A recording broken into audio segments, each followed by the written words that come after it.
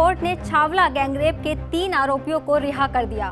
Court के इस फैसले से पूरा देश सन्न है। ये गैंगरेप और उसके बाद हत्या का गंभीर मामला है। आरोपियों ने हैवानियत की सारी हदें पार कर दी थी, बिल्कुल निर्भया कांड की तरह। इस मामले के 3 आरोपियों को पहले लोअर कोर्ट ने फांसी की सजा सुनाई, उसके बाद हाई कोर्ट में भी फांसी की सजा बरकरार रखी। सुप्रीम कोर्ट में लंबे वक्त तक मामला चला। इसी साल अप्रैल में सुप्रीम कोर्ट ने मामले पर फैसला सुरक्षित रख लिया और आखिर में सोमवार को सुप्रीम कोर्ट ने तीनों आरोपियों को बरी कर दिया।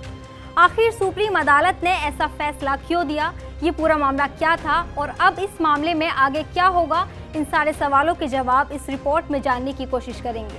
नमस्कार, मैं सदफ सैफी और आप देख रहे हैं टीवी 9 डिजिटल। 9 फरवरी 2012 का दिन था। दिल्ली के छावला इलाके की रहने वाली 19 साल की एक लड़की गुरुग्राम से नौकरी कर अपने घर लौट रही थी। घर के रास्ते में ही लाल रंग की एक इंडिका कार में आए 3 बदमाशों ने उसे अगवा कर लिया। बदमाश उसे अगवा कर हरियाणा के रेवाड़ी इलाके में ले गए। तीनों बदमाशों ने बारी बारी से उसका रेप किया, उसके बाद बेरहमी से उसकी हत्या कर दी। ये रोंगटे खड़ी कर देने वाली वारदात थी। बदमाशों ने रेप के बाद लड़की के शरीर को जगह जगह से जला दिया, आंखें फोड़ दी, उसमें कार की बैटरी का तेजाब डाल दिया, कार ठीक करने वाले औजार से पूरे शरीर को काट डाला, यहाँ तक कि उसके प्राइवेट पार्ट में बियर की टूटी बोतल डाल दी। ये हैवानियत की हदें पार कर देने वाली वारदात थी। वारदात के 3 दिन बाद लड़की का शव बरामद हुआ। इस मामले में पुलिस ने राहुल, रवि कुमार और विनोद नाम के 3 आरोपियों को गिरफ्तार किया। 2014 में ट्रायल कोर्ट ने इस मामले को रेयरेस्ट ऑफ द रेयर माना और तीनों आरोपियों को फांसी की सजा सुनाई। बाद में दिल्ली हाई कोर्ट ने फांसी की सजा बरकरार रखी, लेकिन सुप्रीम कोर्ट आकर तीनों आरोपी छूट गए। सवाल है, आखिर क्यों? सुप्रीम कोर्ट में इस मामले को 3 जजों की बेंच देख रही थी। इसमें chief justice UU Lalit, justice Ravindra Bhat और जस्टिस बेला एम त्रिवेदी शामिल हैं। जस्टिस बेला एम त्रिवेदी ने इस मामले में फैसला सुनाया। उन्होंने कहा कि इस मामले के ट्रायल के दौरान कई खामियां देखी गईं। संदेह का लाभ देते हुए आरोपियों को बरी किया गया। कोर्ट ने कहा कि शुरुआत में मामले में लचर रवैया अपनाया गया।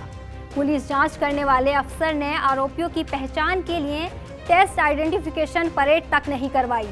गवाहों ने भी आरोपियों की पहचान नहीं की। आरोपियों के मामले में शामिल होने की बात को स्थापित नहीं किया जा सका। कोर्ट में सबूतों के बिना पर यह साबित नहीं किया जा सका कि आरोपी मामले में शामिल थे। कोर्ट ने कहा कि जैसा दिखाया गया, आरोपियों की गिरफ्तारी के वक्त के सबूत, उनकी पहचान, सबूतों को हासिल करने के लिए की गई रिकवरी, इंडिका कार की पहचान, मेडिकल और साइंटिफिक एविडेंस, डीएनए प्रोफाइलिंग की रिपोर्ट, कॉल डेटा रिपोर्ट के सबूत, इन सभी सबूतों की बिना पर यह साबित नहीं किया जा सका कि मामले में आरोपी शामिल थे।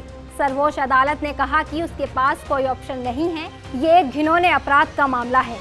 पीड़ित पक्ष को निराशा होगी, मीडिया में इसको लेकर बहस होगी, आलोचना होगी, लेकिन भावना में बहकर फैसला नहीं दिया जा सकता। कोर्ट सिर्फ नैतिकता और संदेह के आधार पर आरोपियों को सजा नहीं सुना सकती। कोर्ट ने कहा कि रिकॉर्ड में इस बात को नोटिस किया गया है कि इस मामले में 49 गवाहों और 10 मटेरियल विटनेसेस को क्रॉस एग्जामिन नहीं किया गया। दूसरे महत्वपूर्ण सबूतों की अनदेखी की गई। इस मामले में ट्रायल कोर्ट ने पैसिव अंपायर की भूमिका निभाई। ये बेहद दुखद मामला है। एक बेहद संगीन मामले में आरोपियों के बच निकलने से लोगों में गुस्सा है। पीड़ित परिवार की हालत समझी जा सकती है। वो इंसाफ की गुहार लगा रहे हैं। इस मामले में अब सुप्रीम कोर्ट से फैसले पर पुनर्विचार की याचिका दाखिल की गई। 10 साल बाद भी छावला गैंगरेप मर्डर मामले में इंसाफ अभी बाकी है। फिलहाल इस रिपोर्ट में इतना ही। इस पर आपकी क्या राय है, हमें कमेंट सेक्शन में जरूर बताएं। बाकी देश और दुनिया की तमाम बड़ी खबरों के लिए सब्सक्राइब करें हमारा चैनल टीवी 9 डिजिटल।